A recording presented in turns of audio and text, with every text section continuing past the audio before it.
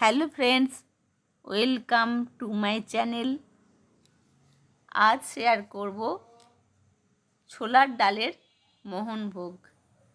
জন্মাষ্টমীর special recipe আপনাদের সামনে আমি আজকে নিয়ে এসেছি।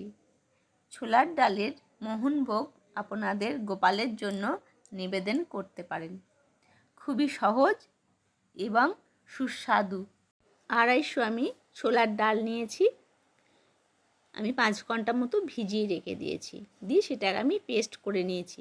আর পেস্টটা কিন্তু খুব মিহি করে হবে না। তারপর আমি একটা জায়গাতে প্রথমে চিনি দেব। চিনিটা যতটা ডাল তার কিন্তু ডবল চিনি দিতে হবে, কারণ মিষ্টিটা একটু কড়া হবে। তাহলে চিনিটাতে আমি 4 ভাগের 1 ভাগ আমি জল দিয়ে দেব। দিয়ে এটা একটা আমি গাঢ় সেরা বানাবো।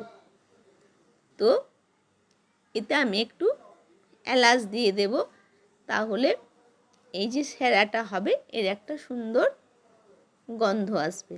গ্যাসের ফ্লেমটা আমি কম করে দেব।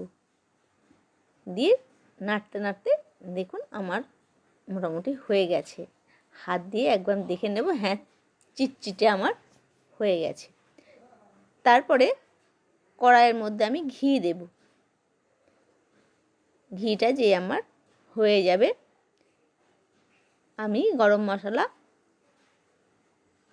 দেব, ওতে এলাচ দেব আর একটু দারচিনি দিয়ে আবার একটুখানি ওটা হতে দেব। যে হয়ে যাবে আমি দেব কাজু।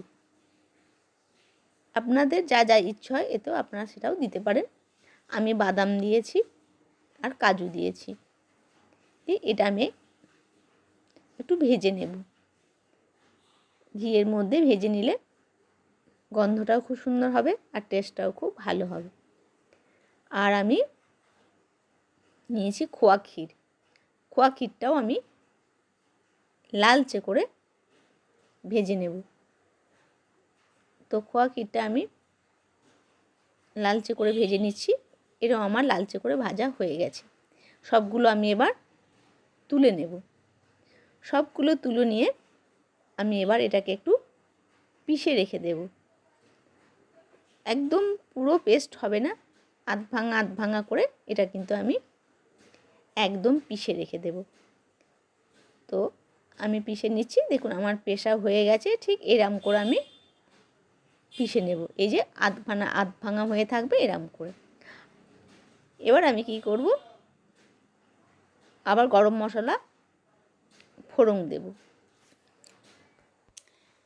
এবার গরম মশলা মানে এলাচ আর তেজপাতাটা যেই আমার একটু গন্ধ বেরিয়ে যাবে, তখনই আমি ডাল বাটাটা দিয়ে দেব। দিয়ে খুব ভালো করে ওটাকে আমি ঘিয়ের সাথে ভাজবো, যতক্ষণ না ওর জলটা মরে যাচ্ছে। অনেকক্ষণ ধরে নেড়ে নেড়ে নেড়ে নেড়ে ভালো করে ভেজে নেব। আমার ভাজা মোটামুটি হয়ে গেছে। এবার আমি কি করব, যে আমি চিনি সেরাটা বানিয়েছিলাম সেই চিনি সেরাটা আমি ওতে দিয়ে দেব। আবার ওটাকে আমি সুন্দর করে আবার আমি ভাজা ভাজা করে নেব। এবার ওপর থেকে আমি যে ড্রাই ফ্রুটগুলো পিষে রেখেছিলাম সেগুলো সুন্দর করে আমি ছড়িয়ে দেব। এবার আমার রেডি হয়ে গেছে।